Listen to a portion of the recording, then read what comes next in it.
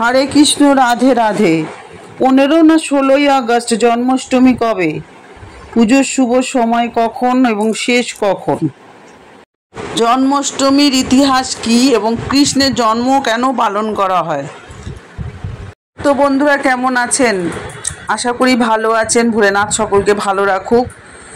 তো ভোলেনাথের মাস তো প্রায় শেষের দিকে। তো এবার চলে এলো ভগবান কৃষ্ণের পালা, কৃষ্ণের জন্মাষ্টমী পালনের পালা। তো একের পর এক আমাদের 12 মাসে 13 পার্বণ তো লেগেই আছে। আর কৃষ্ণ যিনি, শিব তিনি, কালী তিনি, দুর্গা তিনি, সবই কিন্তু এক। তা সত্ত্বেও আমরা বিভিন্ন রূপে ভগবানকে পুজো করি।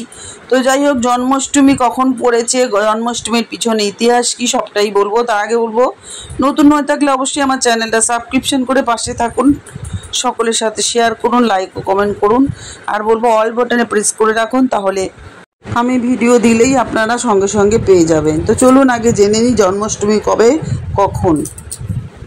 দ্বাপর যুগে ভগবান বিষ্ণুর অষ্টম অবতার হিসাবে মথুরার যাদব বংশে দেবকী এবং বাসুদেবের কোলে আসেন ভগবান শ্রীকৃষ্ণ। যে তিথিতে ভগবান শ্রীকৃষ্ণ ধরাধামে অবতীর্ণ হয়েছিলেন, সেই তিথিটাই জন্মাষ্টমী হিসাবে পালন করা হয়। यदा यदा हि धर्मस्य ग्लानिर्भवति भारत अभ्युत्थानम् अधर्मस्य तदात्मानं सृजाम्यहम् परित्राणाय साधूनां विनाशाय च दुष्कृतं धर्म সংস্থাপনার্থায় সম্ভবামি যুগে যুগে। অর্থাৎ যখন যখন ধর্মের অধঃপতন হয় এবং অধর্মের অভ্যুত্থান ঘটে, তখনই সাধুদের পরিত্রাণের জন্য এবং পাপীদের বিনাশ ও ধর্মকে সংস্থাপনের জন্য ভগবান শ্রী বিষ্ণু ধরাধামে আসেন। যুগে যুগে বিভিন্ন রূপে নিজেকে প্রকাশ করে তিনি ধরাধামে অবতীর্ণ হয়েছেন।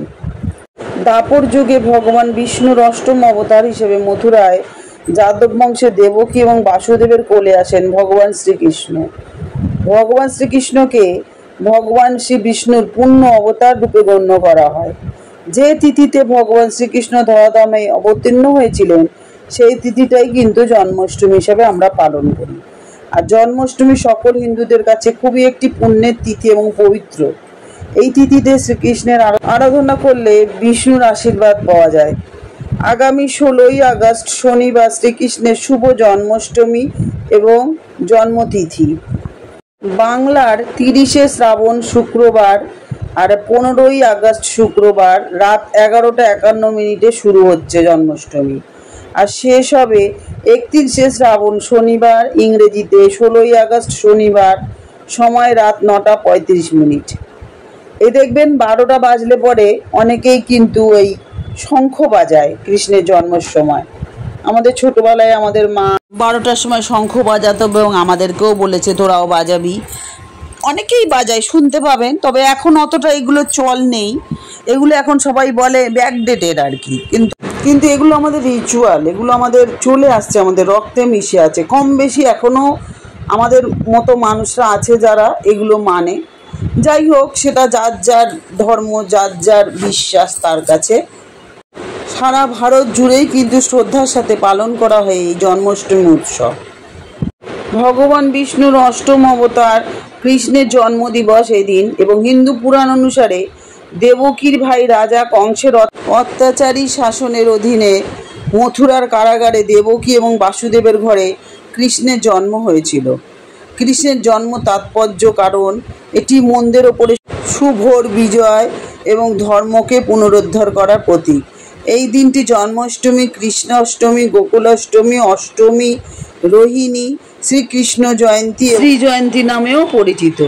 এই দিনে ভক্তরা বিভিন্নভাবে ব্রত উদযাপন এবং উপোস করে এবং ভগবান শ্রীকৃষ্ণকে বিভিন্নভাবে বিভিন্ন অলঙ্কারে, পোশাকে শ্রীকৃষ্ণের মূর্তিকে সাজিয়ে রাখেন এবং তাদের পরিবারের মঙ্গলের জন্য আশীর্বাদ প্রার্থনা করেন। ভক্তরা বিভিন্ন ফুল এবং রঙ্গোলি দিয়েও তাদের ঘর সাজিয়ে এই উৎসব পালন করে।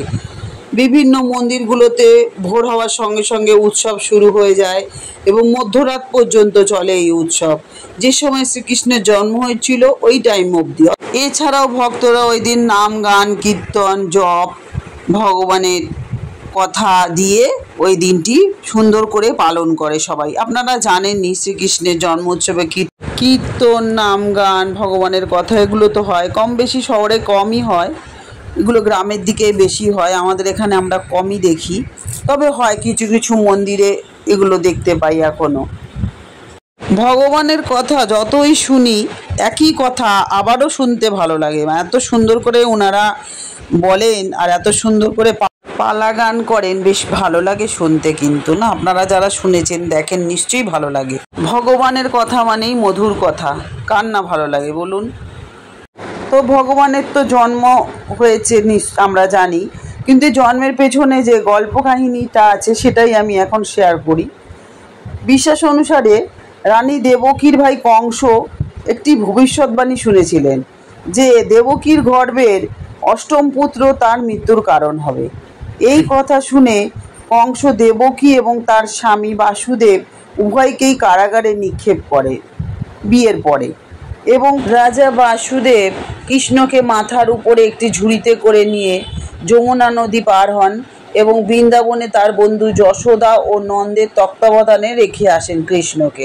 এদিকে বাসুদেব ওই একই দিনে জন্ম নেওয়া তাদেরই এক কন্যা সন্তানকে রাজা কংসের হাতে দিয়ে আসেন এবং ফিরে আসেন এই আশায় যে তিনি তার কোনো ক্ষতি করবেন না। কারণ যখন ভবিষ্যৎবাণী হয়েছিল তাতে বলা হয়েছিল যে তাদের অষ্টম গর্ভের পুত্রই কংসের মৃত্যুর কারণ হবে। তবে কংস কিন্তু ছাড়েননি, তিনি এই ছোট্ট মেয়েটিকে পাথরের ওপর ছুঁড়ে মারেন। তার কোনো ক্ষতি হওয়া তো দূরে থাক, তিনি বাতাসে উঠে দেবী দুর্গার রূপ ধারণ করে তাকে মৃত্যুর বিষয়ে সতর্ক করেন। আপনারে বধিবে যে গোকুলে বাড়িছে সে, অর্থাৎ আপনাকে যে মারবে, বধ করবে, সে গোকুলে বড় হচ্ছে। ঠাকুমারা কিন্তু এই গল্প করেন, আজও অনেকেই শুনেছেন, আমিও শুনেছি মায়ের মুখে এই গল্প। এরপরেই কৃষ্ণ বড় হয়ে কংসকে হত্যা করেন। এইভাবে ভবিষ্যৎবাণী পূর্ণ হয় এবং কংসের নির্মম শাসন থেকে রাজ্যবাসীকে রক্ষা করেন শ্রীকৃষ্ণ। কৃষ্ণ জন্মাষ্টমীর দিনটি ভগবান কৃষ্ণের প্রতিনিধিত্বকারী প্রেম, উষ্ণতা এবং সৌন্দর্যকে এই জন্মাষ্টমী উৎসবে উদযাপন করা হয়। কৃষ্ণের জন্ম কেন পালন হয়? ধর্মকে পুনরুদ্ধারকারী ঐশ্বরিক দেবতার হিসাবে কৃষ্ণের ভূমিকার জন্য তার জন্মকে উদযাপন করা হয়। ভগবদ্গীতায় কৃষ্ণের শিক্ষাগুলোকে অর্থপূর্ণ এবং উদ্দেশ্যমূলক জীবনযাপনের নির্দেশিকা হিসাবে ধরা হয় আমাদের সংসারে। তার জীবন, ভক্তি, নিঃস্বার্থ সেবা এবং ধার্মিকতার জীবনযাপনের গুরুত্বের ওপরে জোর দেওয়া হয়। যা কিছুই গীতাতে বলা, যা কিছুই গীতার উপদেশ, সব কিন্তু আমাদের সংসারের জন্য প্রযোজ্য, সব কিছুই আমাদের সংসারের কথা। অর্থাৎ বাস্তব জ্ঞান দিয়েছেন উনি, যেটা আমরা বাস্তবে করছি। শ্রীকৃষ্ণ সেই উপদেশই দিয়ে গেছেন, আমরা নিমিত্ত মাত্র। একদম শেষে বলবো, যে কোনো ব্রত উদযাপন বলুন বা কোনো রীতি রেওয়াজ থাকবে, অবশ্যই দান ধ্যান করবেন পুজো পার্বণের সাথে, কারণ দান ধ্যানের মতন মহৎ কাজ আর কিছু নেই। সেবা, দান ধ্যান এগুলো করতে হয়। তো জন্মাষ্টমী আপনারা খুব সুন্দর করে পালন করুন। তারপরেই কিন্তু মনসা পুজো, সেটাও আসছে, আমি তার উপরেও একটা ভিডিও দেব, আপনারা চোখ রাখুন আমার চ্যানেলে। আর বলবো বন্ধুরা, এতক্ষণ আমার সাথে থাকার জন্য আপনাদেরকেও অসংখ্য ধন্যবাদ। আপনারা সবাই ভালো থাকুন, সুস্থ থাকুন, আনন্দে থাকুন। শ্রীকৃষ্ণ আপনাদের ভালো রাখুক, ভোলেনাথ আপনাদের আনন্দে রাখুক।